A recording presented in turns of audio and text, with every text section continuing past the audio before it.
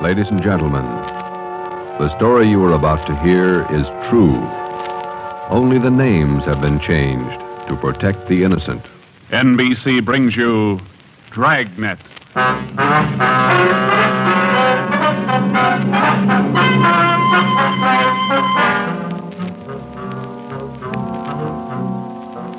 You're a detective sergeant. You're assigned to robbery detail. There's a potential killer on the loose in your city. 18 women have been beaten and robbed by this man. The newspapers call him the Werewolf. Your job is to get him. Dragnet, the documented drama of an actual crime, investigated and solved by the men who unrelentingly stand watch on the security of your home, your family, and your life.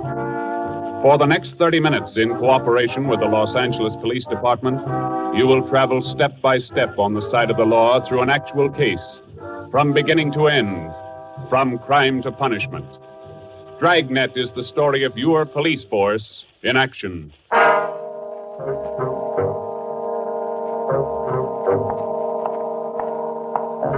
was Thursday morning, February 2nd. It was raining in Los Angeles. We were working the early morning watch out of robbery detail. Detectives in Los Angeles work in pairs. My partner's Ben Romero. He's a sergeant, and so am I. My name's Friday.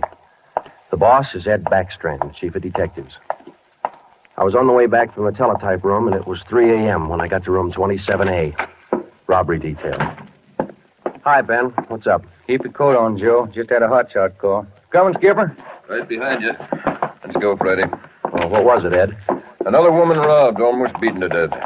Well, how many does that make? About 18 in 6 weeks. Is that right, Skipper? Yeah, 18 too many. Come on down these stairs to the garage. Yeah. What about that suspect we had, Ed? You mean Martin? Yeah. Had to release him this morning. But I got a good tail on him, Henderson. Yeah. We got any report yet? Nothing definite to hold him for. Here's the garage. Let's hustle it. Right. Then if this isn't Martin's job, Skipper, and he's not the right man... Then we start all over again, and we work night and day till we find the right man. Here's the car. Let's go. Ben, you drive. Yeah, all right. How do the victims describe this guy, Ed? Pretty sketchy. Supposed to be tall, dark, long black hair.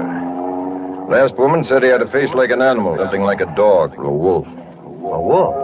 Yeah. She said something like a werewolf. Something like a werewolf. Well, he almost had to be that, judging from the way he operated. He was either an animal or a raving maniac. One thing we were sure of, he was smart and he was dangerous. For almost 2 months, he'd prowled the streets in a stolen car in the early morning, usually between 3 and 5 a.m. And the victims were always lone women, most of them waitresses, coming to work or going home. He dragged them into the car, robbed them, beat them until they were unconscious, and then throw the body out into the street. That's just what we found when we pulled up to the curb near the corner of 8th and Grand. One cruiser car was already there, and so was the ambulance. About a dozen people were standing around looking at the crumpled figure of a woman sprawled out on the sidewalk. 2 officers were talking to the only witness, a thin, sallow-faced newsboy. His story didn't give us much to go on. Like I was telling these cops, sir, or these officers, sir, I was walking up 8th Street on my way home as usual when I see this blue Chevy sedan pull up down a block there a little way and dump out the dame's body. Well, actually, I don't know what to think. You get a look at the license plate? Well, no, I didn't. Tell you the truth, I could hardly keep from... Well, I was just plain scared. What did you do after you saw him throw the body out, son? Well, I just stood there for a minute, and the fellow in the car drove right on past me. Did you get a look at him? I sure did. How close were you when he drove past? Well, no, it couldn't have been more than, 8 or 10 feet away. I was right over there by the street light near the curb. Would you know this man if you saw him again? I don't know about his height or his build or his weight, but, mister, his face I'll never forget. Why do you say that? It was just like the paper says about him. Right here on the front page. Here, read it. See? The woman says the attacker looked like Werewolf. That's all the newsboy could tell us. The suspect drove a blue sedan. He had a face like a werewolf. We covered the neighborhood for clues, and we questioned a dozen people, but we got nowhere. We took the witness's name and address, and we drove down a couple of blocks to an all-night gas station. 14-hour off to Metropolitan. I'm going in here and call the office and see if Henderson's called in on Martin. We might still have a suspect. Right, Skipper. 13-hour off to Metropolitan. Looks as mad as a wet hornet, doesn't it, Joe? Yeah. Did you get a good look at that woman's face when they moved her in the ambulance? Yeah. Sure does like to mess him up. Oh, I don't know how we're going to get him, Ben, but we better do it fast. Next time, it'll probably be murder. Oh, here comes the skipper, Joe. Uh-oh. Doesn't look good. What is it, Ed? Just talked to Henderson. He tailed Martin to a bar in Long Beach. He hasn't been out of his sight for 2 minutes since yesterday. Martin's clear. And we're right back where we started. Yeah, with one more half-dead woman in the hospital. Well, how about that stolen car, Skip? Wait a minute. Victim of Get that 211 radio and up. attack. Okay. Code 3. Ambulance dispatched. Code? Attention, all units. On Grand Avenue between Venice and Washington. A woman, victim of robbery and attack. Code 3. Ambulance to task. Code 3, red light and siren. Come on, Friday, let's roll.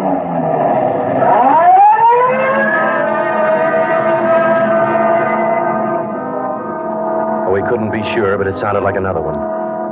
6 minutes later, we were there. Same story. Werewolf. The next day, the chief ordered the number of cruiser cars doubled in the Central District. This was for the early morning watch with plainclothesmen to back them up. Then the newspapers played it big, and in 2 days, the story was on the front page of every paper in town. Maybe that should have made the werewolf lay low, but it didn't. Because at 4 o'clock that morning, while Ben and I were patrolling with the other cars, he got his 20th victim. Attention, all units. Whittier between Soto and Matthews. A woman, victim of 211, an attack. Code 3. Ambulance dispatched. Here's a report on that blue sedan he used the other night, Joe. Found it out on Anaheim Telegraph Road. Any luck with it? Not one fingerprint we can use. Anything else? Nothing. Well, how about the auto theft detail? Same old story, Joe. He steals a car, uses it once, and then drops it. Never leaves a thing behind. Well, that's great. We're sure moving fast. How about that big guy you picked out of the lineup this morning? Oh, I checked his alibi. It's perfect. Now we haven't got even half a clue. Yeah. Well, come on, let's check with Ed. He's instructing the policewomen on a plan for tonight. All right. Now you've heard the report. You understand how the suspect operates and what you're to do. I think so. Remember, all of you forget you were ever policewomen. Change the way you walk, the way you carry yourselves. That's the part you're playing, all right? Okay. And be careful and don't take any chances. All right, Freddie. Okay, Ed. Now, just to make sure you look the part, we're spotting each one of you at different restaurants and coffee shops throughout the Central District. And from 7 o'clock tonight until daylight tomorrow, each one of you is going to be a waitress. You got that? Yeah. Okay, Ben, you want to give them their assignments? Okay, Joe. Well, here's the way it lines up. Marge Kissel at the Top Hat Cafe. That's on 9th Street between Alpharetta and Westlake. Okay. And Katie Welch, Joe's Coffee House, Brooklyn, Soto. Right. Pat Fielden at the All-Night Steakhouse on Figueroa Street between Florence No, and... the trick of using decoys to lure criminals into a trap wasn't exactly new, but, well, it was just one of the old tricks that we figured might land the werewolf behind bars. At 7 that night, Ben and I made the rounds and found each of the policewomen on her job as a waitress. Well, the overall plan was simple. The girls were to leave the different restaurants between 3 and 5 a.m. that morning and pretend they were walking home. We mapped different courses for each one of them to throw out as much bait as possible and yet not to make it look suspicious. Each policewoman, from the time she left the restaurant and stepped out into the deserted streets, would be pretty much on her own. We had officers planted all along the way at designated intervals, but a big element of chance and danger was still there. All we could do was cross our fingers and hope. How much more time, Joe? Let me see. She's due in 2 minutes. Yeah. Waiting gets on your nerves. And it won't be long. This corner doorway's a pretty good lookout spot. Yeah. Wait a minute. Listen. Who is it, Joe? Can you see? Get back. What is it? Wait a minute. It's Marge Kissel. There's a man following her, a big guy. If it's the werewolf, where's his car? I don't know. Maybe he changed his plans. Get back. Here they come.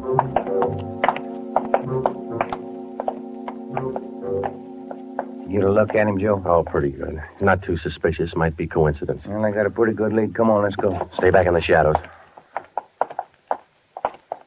Hey, Joe. So where'd the guy go to? I lost him. A little coffee shop up on the next corner, see? Take a look. Oh, yeah. He's opening the door. He's turning on the lights. Yeah. Looks like a false alarm, Joe. Well, let's check him anyway.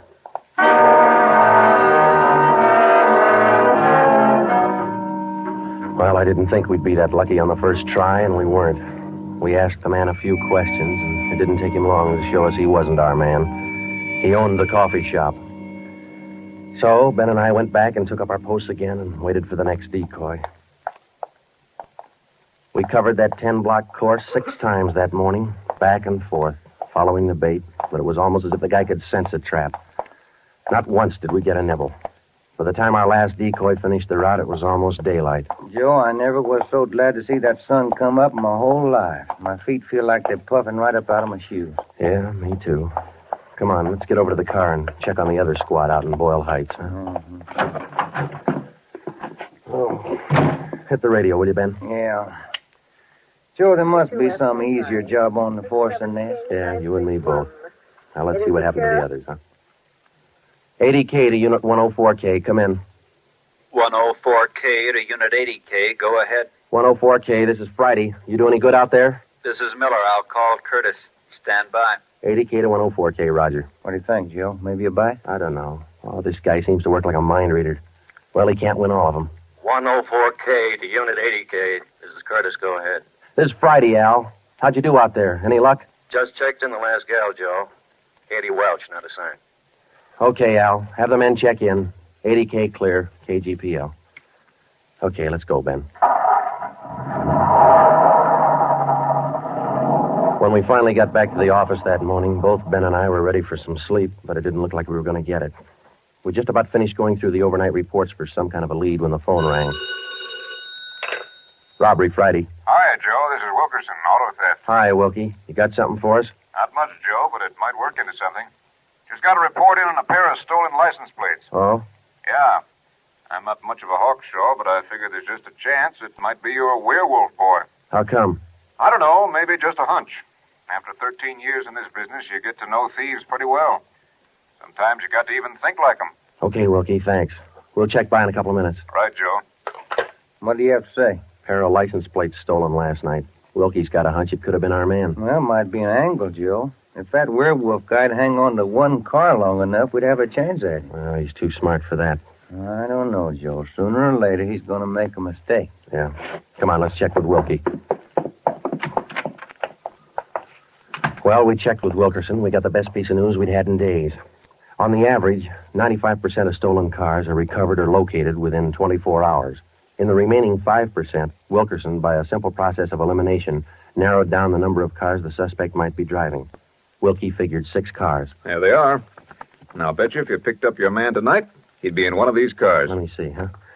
2-door black sedan, yellow convertible, another sedan, green, blue coupe, black coupe, and a gray convertible.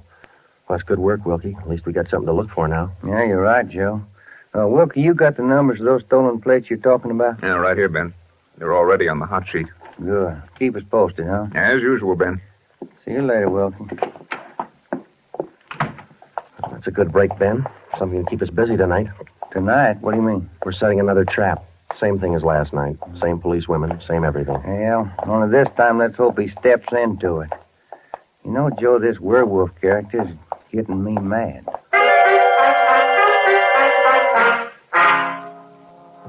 That night, we followed in our own footsteps.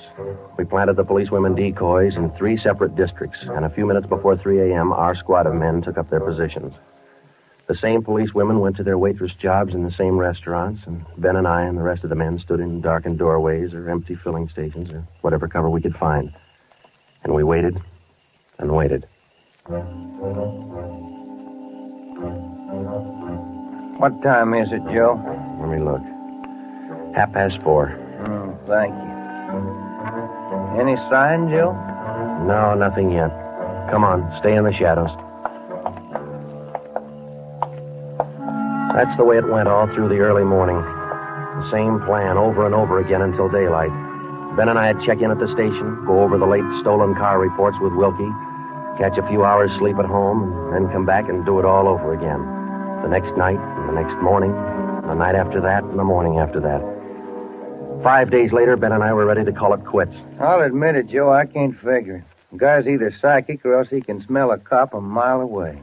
Yeah, well, at least we got that stolen car angle left. Did you check with Wilkie yet this morning? I'll give him a call now. All right.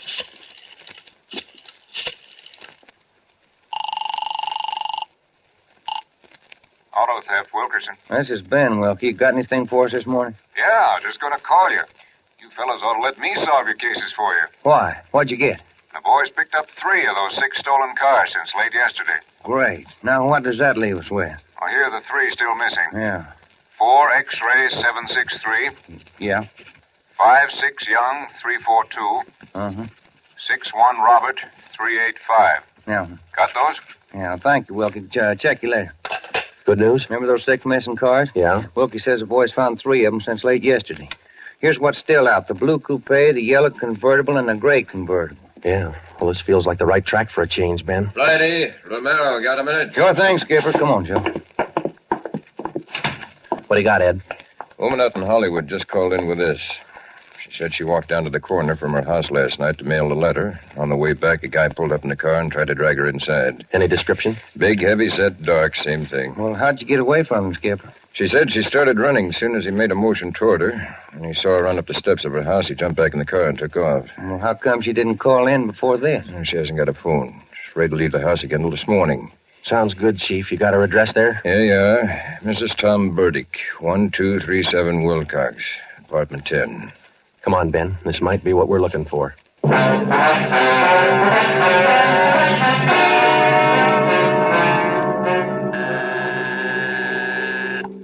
Who is it? Who's there? Sergeant Friday, ma'am. Police. Oh, just a moment. I'm Sergeant Romero, Miss Burdick. This is my partner, Sergeant Friday. We come out to check on your call about that little trouble last night. Oh, well, I don't know if I'm going to be much help to you. I was so frightened about all I could do was just run. Well, could you add anything to the man's description, Miss Burdick? I mean, other than what you told the chief on the phone? Well, now, honestly, I don't think I can.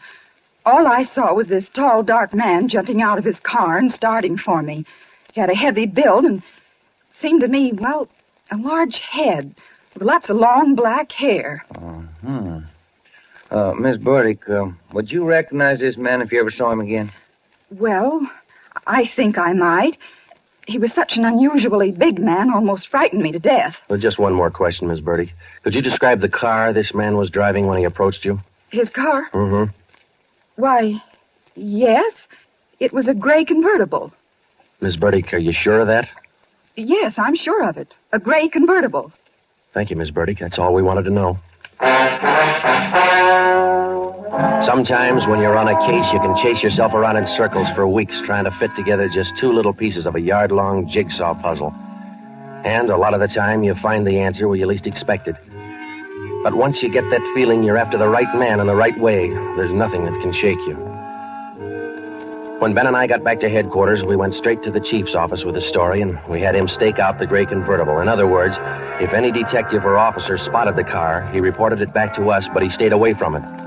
We figured that there probably weren't more than 2 of the victims who could take the witness stand and identify the man who robbed and beat them. Not with a smart defense lawyer, anyway.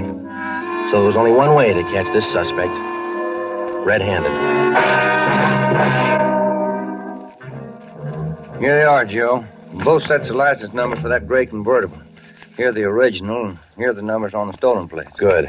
Everybody got a hot sheet? From the chief all the way down to the janitor. Fine. Now let's get together with Ed, huh? Hot shot, Joe. Grab it. I got it. On the corner of California and Oakwood, a woman badly beaten. On the corner of California and Oakwood, a woman badly... Come on, Ben, another one. But, Joe, it's broad daylight. Yeah, doesn't figure, does it? Come on.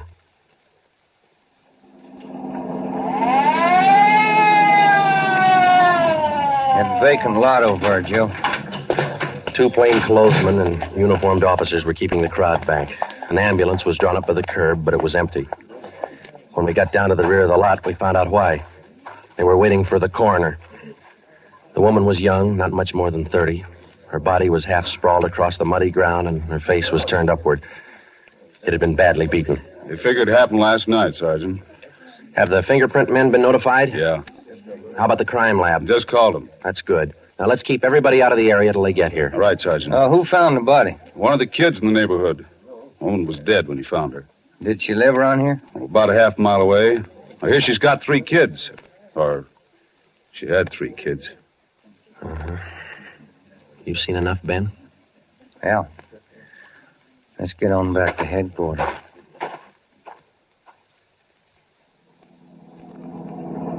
All the way back to headquarters, Ben and I planned our next move. And by the time we got to Ed Backstrand's office, we knew exactly what had to be done. When we told him about the Werewolf murder, he didn't say a thing for a minute. He just stared across the room at the calendar on the wall. Then he brought his hand down hard against the desk. Friday, Romero, I'm only going to say this once, so get it straight. That guy's pulled his last job in this city. He's through robbing and beating women, and he's through with murder. I've given you time to track him down, and now I want him in. No stalls and no excuses. I want him. I don't care how many men you use, and I don't care how you get him, but get him. That's all. Ben and I worked all that afternoon, right through dinner, up until 8 o'clock. By that time, the overall plan was down on paper and already in action. It was one of the biggest things we'd ever tackled, and, well, we didn't know if it was going to work. We only knew it had to work. We had a squad of 65 cars to stretch out over 40 square miles of the city in one big dragnet. The blockade itself would be stationary most of the time, and working inside it would be 2 cars, 14 policewomen as decoys, with 2 plainclothesmen assigned to watch each policewoman. If and when the Werewolf was sighted in the gray convertible, we'd automatically take over the police radio for the whole city, and Backstrand would direct the chase from headquarters. A little after 8, we had coffee and hamburgers, and we went to Ben's for a few hours. Ben tucked his kid in bed as usual, and then he laid down for a nap. I talked to his wife until I dozed off in the chair. At 11:30, she woke us up. I combed my hair, put on my coat. Cops' wives are like everybody else's. They worry. When we met Ed at headquarters, we did some last-minute checking on details with Backstrand for about a half an hour, and then we were all ready to go. By 5 minutes past 2, half the Dragnet crew pulled out of the police garage and scattered over the city to their places. By 2:35, the other half pulled out, and a few minutes later, Ben and I followed. At 3 minutes to 3 that morning, Backstrand took over communications and checked every car in the operation. It was a good start. Every man in his right place by the right time. The trap was set. All we needed now was to find our suspect, the Werewolf, inside. Control 4 to Unit 80K. Control 4 to Unit 80K. 80K to Control 4. Go ahead. This is Backstrand, standing by. 80K, roger. Clear. KGPL. Okay, Ben. Now let's go find him. I got a hunch, Joe. Let's try the Wilshire district first. Sounds all right to me. Let's go.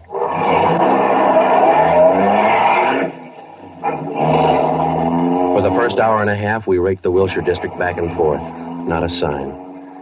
Then about 38 minutes past 4, we headed back for the downtown area and parked in an alley where we could double-check on one of our policewomen decoys. Here comes one of the gals now, Joe. Pat Field.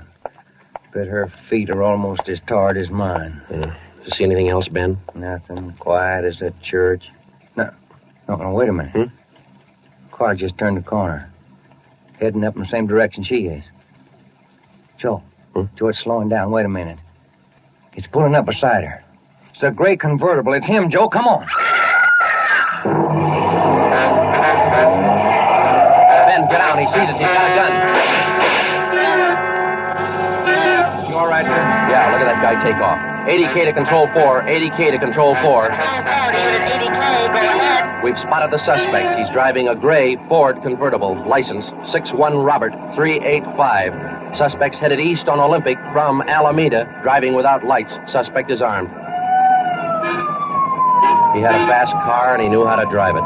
We almost lost him twice. 2 minutes after we sighted him, Backstrand took over full radio control. Control 4 to Unit 80K. Your location? 80K to Control 4. We're traveling at a high rate of speed, headed east on Olympic, crossing Soto Street. Control 4 to all units. Stand by. Units 11A, 12, and 13R close in on the intersections at Olympic and Lorena. Units 41, 42, 45, and 104K move on the next 4 crossings east of that. To the north and south, Units 105K, 14A, 17R, 43T. Block all main arteries.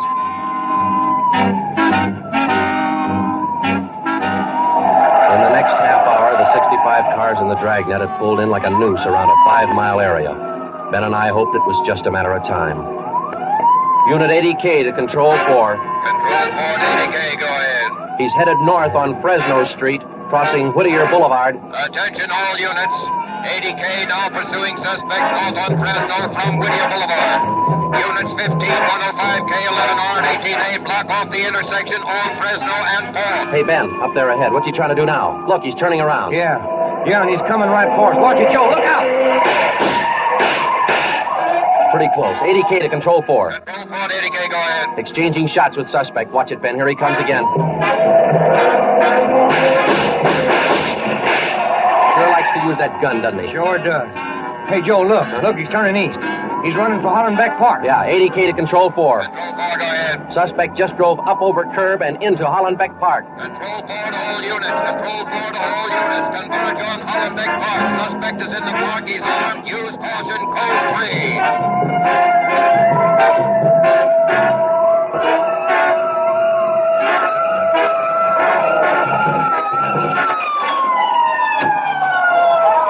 There he is, Ben. Watch it. Looks like a night baseball game with only his headlights. Yeah, come on. Let's get him. Yeah. Never say die, huh, Joe? Joe, can you get a shot at him? Don't shoot! Don't shoot! I'll give up! Don't shoot! Then step out in the open and get your hands in the air. All right, I give up. But don't shoot! You're a brave kid. Yeah, come on. All right, you get your hands in the air. Come on, higher. Joe, look out. He's got a knife. I got him. Joe, those women were right. He does look like a werewolf. Yeah. You got your handcuffs? Yeah.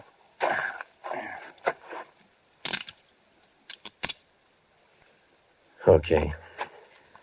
Got a cigarette? I've been out for an hour. Little place across the street. Maybe we can get some there. Okay. There's the crew from the 41R. Hey, fellas, take him into robbery, will you? Okay, Friday. I think there's a vending machine in there. Uh-huh.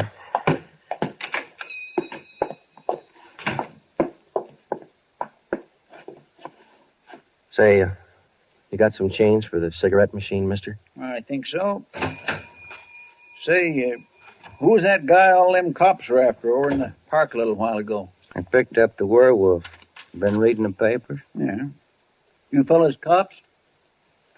Yeah. Sure made it easy for you, didn't he? All you cops had to do was surround the little fella in the park. Nothing to it, huh? Yeah, that's right, mister. Nothing to it.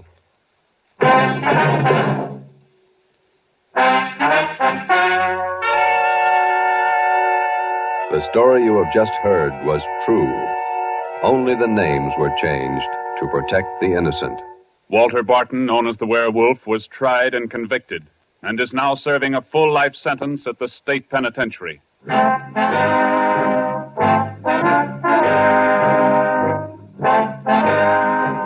This has been Dragnet, the third in a new series of authentic cases from official files.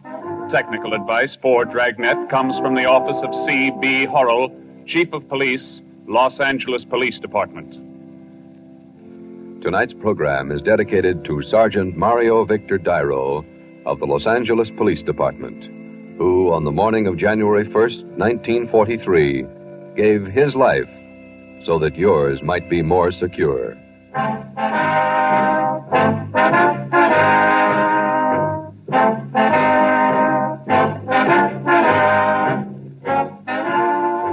Dragnet came to you from Los Angeles.